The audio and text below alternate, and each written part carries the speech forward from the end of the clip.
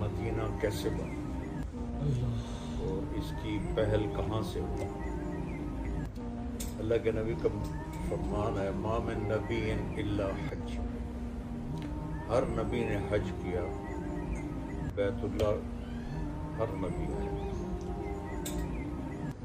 موسیٰ علیہ السلام اپنی قوم کے ساتھ جب حج کرنے تشریف لائے اور واپسی کا راستہ ان کا یہی تھا، تو ان کے صحابہ میں 3 شخص تھے، ایک کا نام تھا قریظہ، ایک کا نام تھا قینقاع، ایک کا نام تھا نذیر، زوات کے ساتھ۔ جہاں سے گزر رہے تھے تو وہ تینوں علماء تھے، وہ آپس میں کہنے لگے لگتا ہے یہ وہ جگہ ہے جہاں آخری نبی آئے، تو کیوں نہ ہم یہاں رہ جائیں۔ یہ جگہ کچھ بھی نہیں تھی، ایک وادی تھی، تو ہماری نسلیں یہاں رہیں گی، جب آخری نبی آئیں گے تو ان پر ایمان لے آئیں گے۔ تو انہوں نے موسیٰ علیہ السلام سے اجازت چاہی کہ ہم یہاں رہ جائیں، تو انہوں نے اجازت دے دی کہ ٹھیک ہے رہ جائیں۔ جب یہ والسماء ذات البروج میں جو واقعہ ہے کہ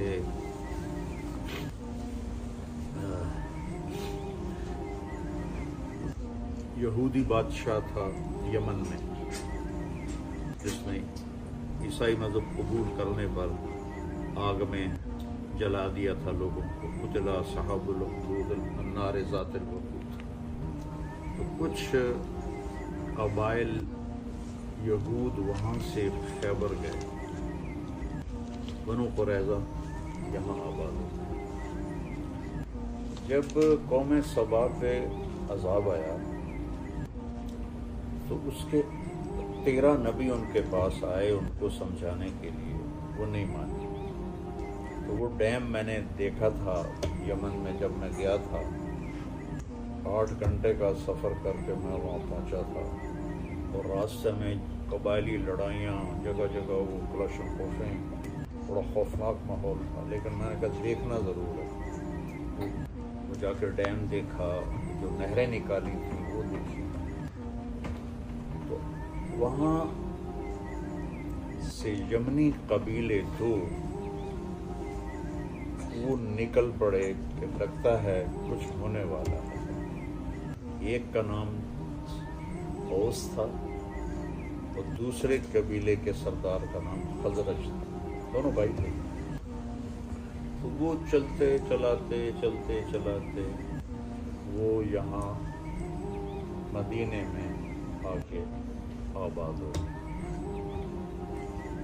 جب یمن کا ایک بادشاہ تھا تبا، اس نے مدینے پہ آگے شام پر حملہ کرنا تھا۔ مدینے پہ جب وہ اٹیک کرنے لگا تو یہود کے علماء نے اس سے کہا یہاں آخری نبی آنے والا ہے، یہاں یہ کام نہ کرو، تمہیں نقصان ہو سکتا ہے۔ تو اس نے پھر اپنی فیملی میں سے، اپنے شاہی خاندان سے ایک خاندان کو یہاں مدینے میں آباد کر دیا، اور ایک تحریری خط بھی لکھ دیا۔ وہ اشعار مجھے یاد ہے لیکن اب بھول گیا، کہ میں اس آخری نبی پہ ایمان لایا۔ تو وہ جس فیملی کو یہاں چھوڑ کر گئے تھے، اس کے مہمان بنے میرے نبی ابو ایوب انصاری، طبا کے چھوڑے ہوئے خاندان میں سے۔ اس وقت کی دعا کو اللہ نے یہ آنر دیا کہ ابو ایوب کے مہمان بنے ہمارے نبی۔ تو اوس و خزرج کو آپس میں لڑا کر یہ تینوں یہودی قبیلے مال بناتے تھے، تو سود پہ پیسے دیتے تھے، ان سے یہ مال بناتے تھے۔ تو اللہ تعالیٰ نے آخری نبی کو مبعوث فرمایا، تو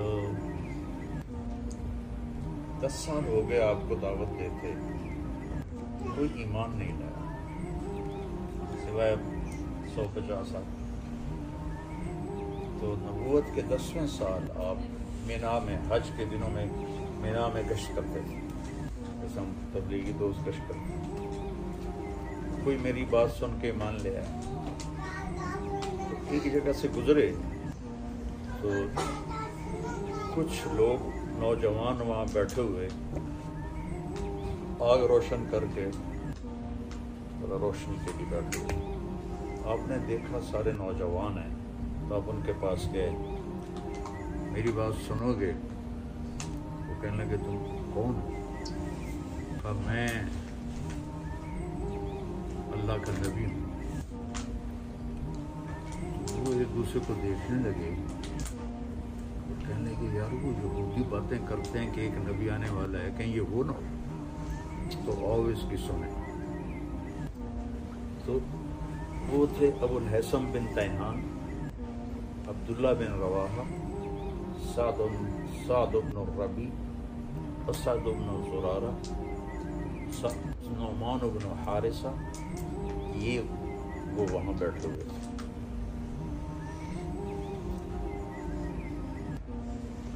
آپ نے ان کو دعوت دینی شروع کی. قرآن آپ کیا تھے؟ قرآن سناتے. اور عبادہ بن سامت چھٹے تھے.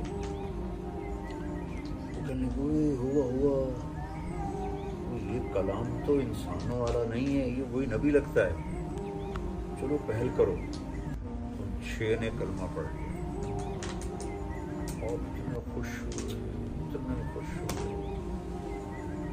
تو کہنے لگے اگلے سال ہم آئیں گے.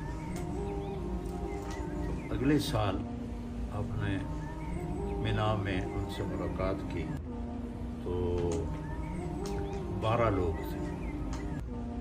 ان میں یہ 6 پورے نہیں تھے، 3-4 یہ تھے اور باقی دوسرے لوگ تھے. 12 تھے، جس کو بیعت عقبہ الاولیٰ کہتے ہیں، پہلی بیعت. تو انہوں نے کہا یا رسول اللہ ہم اب اگلے سال آئیں. تو مینا تو اب انہوں نے سارا حاجیوں کے لیے پہاڑ ہٹا دیے. تو ترکوں نے وہاں ایک مسجد بنا دی تھی، نظر آتی ہے پرانے طرز کی. یہ وہ جگہ ہے جو پہاڑوں میں ایسے گھری ہوئی تھی اور اس میں وہ خفیہ طور پہ رات کو چپکے سے اٹھ کے جمع ہوئے. ان کے سرداروں کو بھی نہیں پتا کہ یثرب کے کچھ لوگ ادھر گئے. تو آپ کے ساتھ حضرت عباس رضی اللہ تعالیٰ عنہ کو اپنے ساتھ لیا. تو پہلے حضرت عباس نے بات کی، دیکھو بھائی یہ ہماری کہ میرا بھتیجا ہے، وہ ابھی انہوں نے ایمان نہیں لائے تھے، ہم اس کی حفاظت کر رہے ہیں، اس کے دشمنوں سے اس کو بچا رہے ہیں. اگر اسے لے جا کر اس کی حفاظت کر سکتے ہو تو پھر لے جاؤ، اور اگر نہیں کر سکتے تو ابھی چھوڑ دو. تو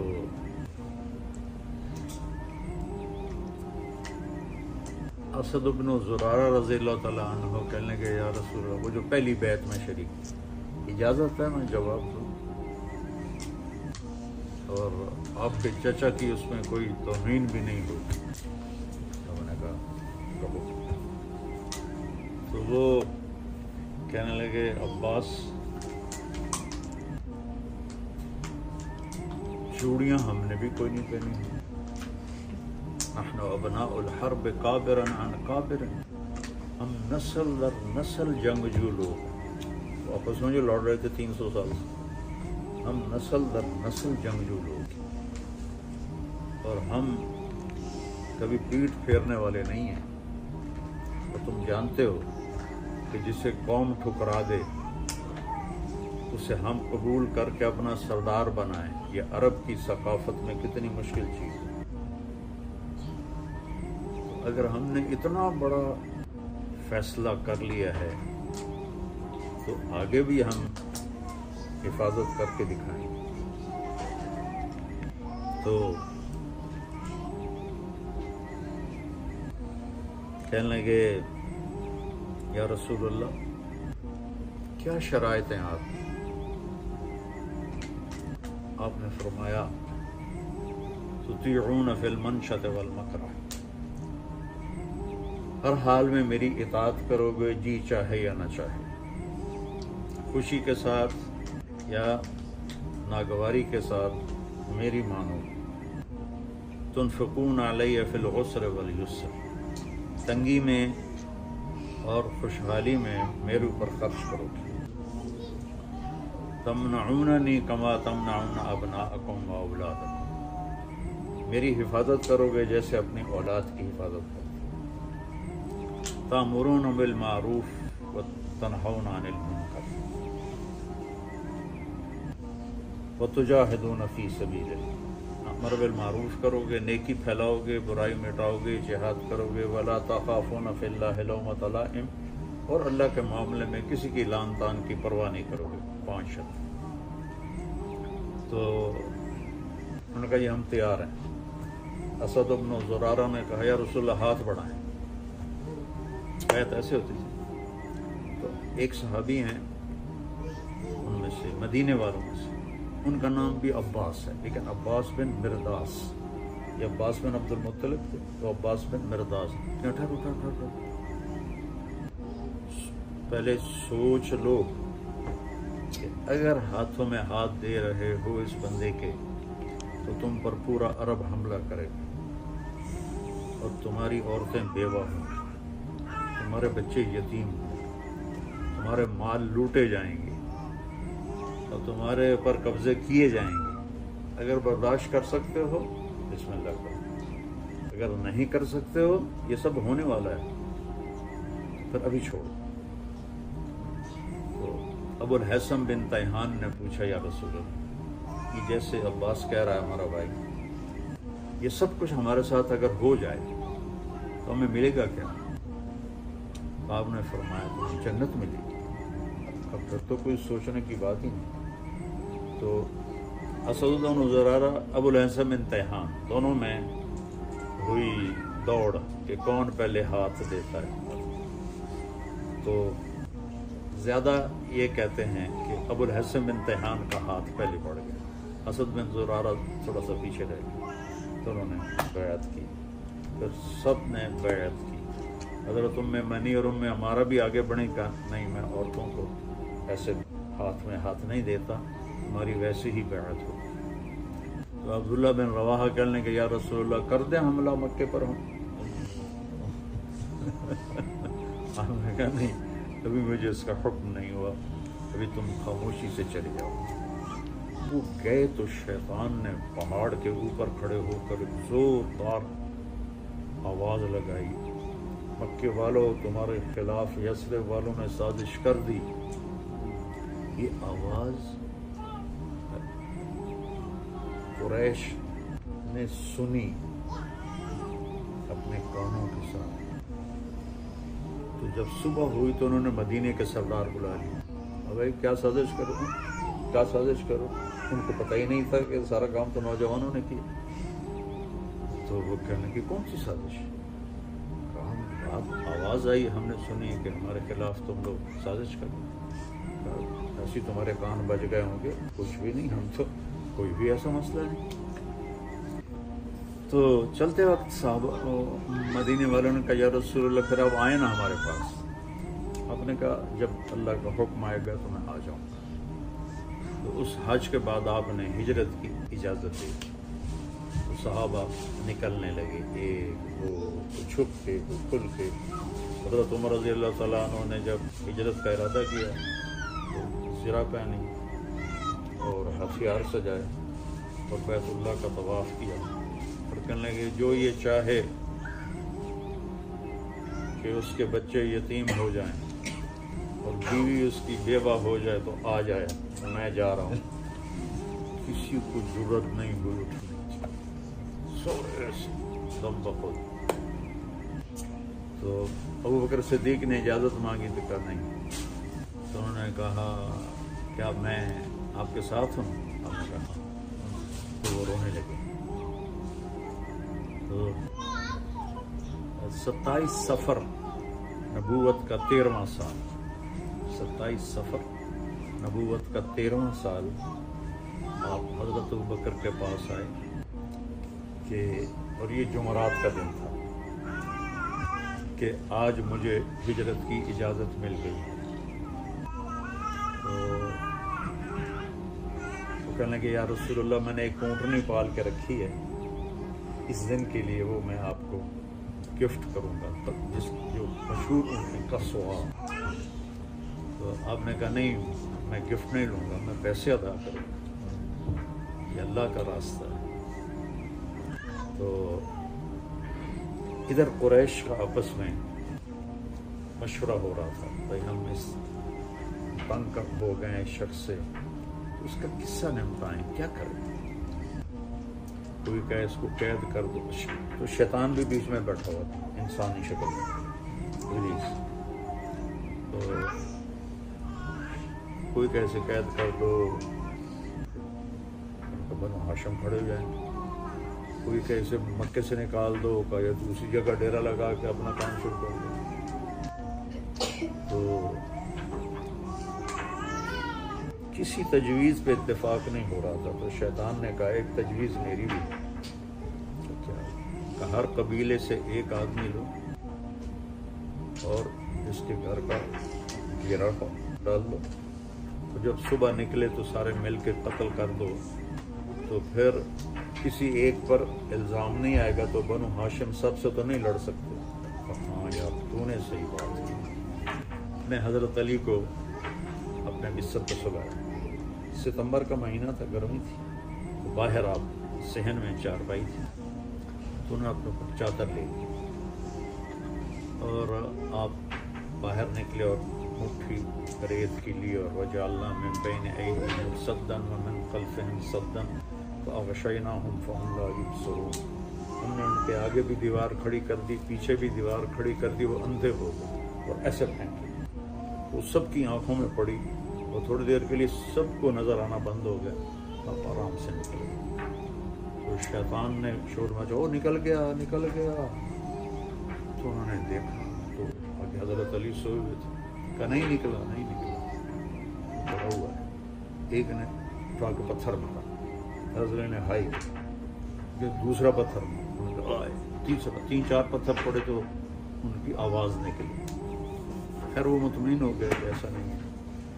आप अबू बकर सिद्दीक़ रज़ियल्लाहु अन्हु के घर गए, तो वहाँ से ये 27 की रात है और शब जुमा है, जुमा की रात है।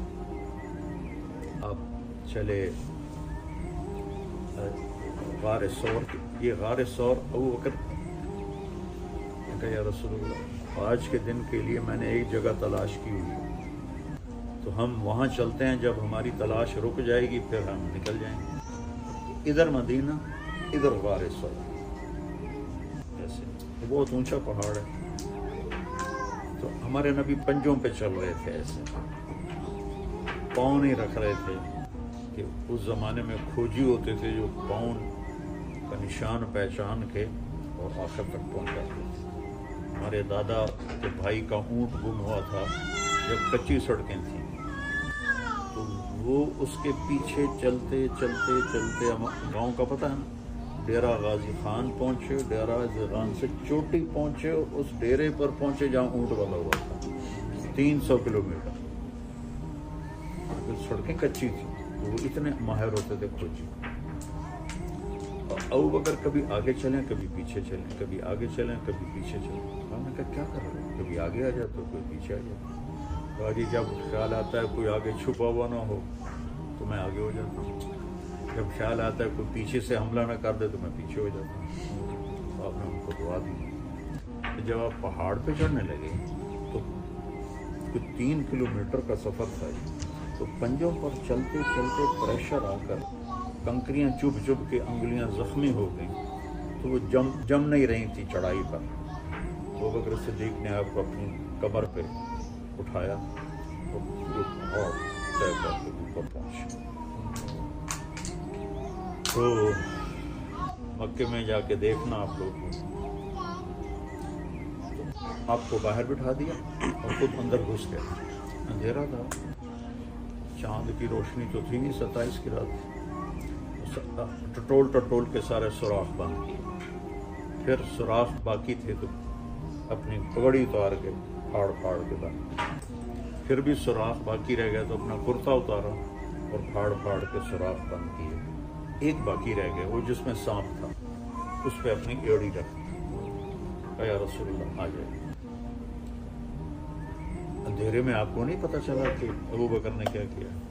جب تھوڑی صبح ہوئی، روشنی ہوئی تو دیکھا ابوبکر کے نام پگڑی نہ کرتا، کہا ابوبکر کیا؟ کہا یا رسول اللہ یہ سارے سوراخ تھے، مجھے ڈر لگا کوئی چیز اس میں نقصان دینے والی نہ ہو، اس لیے میں نے کرتا پھاڑ کے پگڑی پھاڑ کے یہ سارا بند کیا ہے۔ ایک دم ہمارے نبی کے آنسو نکل آئے، رونے لگے، کہ یا اللہ میں ابوبکر سے راضی ہوں، تو بھی اس سے راضی ہو جا اور اسے جنت میں میرا ساتھی بنا چاہے۔ ایک دم جبریل آئے اور کہنے لگے یا رسول اللہ، اللہ تعالیٰ خوشخبری دے رہے ہیں کہ ہم ابوبکر سے راضی ہو گئے اور جنت میں آپ کا ساتھی بنا دیا۔ تو آپ کے بیٹے تھے عبداللہ بن ابوبکر، وہ تھوڑی رات گزر جانے کے بعد غار ثور پر چڑھتے اور سارے دن کے حالات بتاتے اور صبح صادق سے پہلے نیچے اتر کے چلے جاتے مکے، تو پیچھے آپ کے غلام تھے وہ وہاں بکریاں چھوڑ دیتے تاکہ قدموں کے نشان کو کوئی پہچان نہ لے، اور جب رات کا اندھیرا ہو جاتا تھا تو وہ دودھ بکریوں کا نکال کے وہ آپ کا غلام وہ اوپر جا کے ان کو دودھ دے کر آتا، 27 کی رات، 28 کی رات، 29 کی رات۔ اگلے دن شروع ہو گئی، یعنی 28 کے دن، 27 کے دن گزر گیا۔ اچھا صبح ہوئی تو حضرت علی اٹھ بیٹھے اور وہ غصے میں آ کے انہوں نے ان کی پٹائی شروع کر دی، محمد کدھر؟ مجھے کیا پتا، میں تو اندر ہوں۔